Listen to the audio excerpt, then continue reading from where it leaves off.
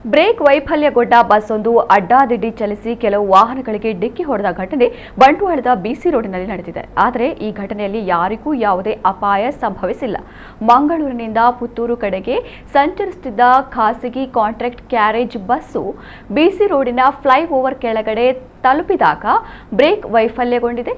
ಇದರಿಂದ ಬಸ್ಸು ಅಡ್ಡಾದಿಡ್ಡಿ ಸಂಚರಿಸಿ ಬಹುಬೆಲೆಯ ಬಾಳುವ ವಾಹನಕ್ಕೆ ಡಿಕ್ಕಿಯಾಗಿ ಬಳಿಕ ನಿಂತಿದೆ. ಅದೃಷ್ಟವಶಾತ್ ಸ್ಕೂಟರ್ ಸವಾರ ವಾಹನದಿಂದ ಹಾರಿದ ಕಾರಣ ಆತನ ಜೀವ ಉಳಿದುಕೊಂಡಿದೆ. ಘಟನೆಯಿಂದ ಕೆಲ ಹೊತ್ತು ಸಂಚಾರಕ್ಕೆ ಅಡಚಣೆ ಉಂಟಾಗಿತ್ತು.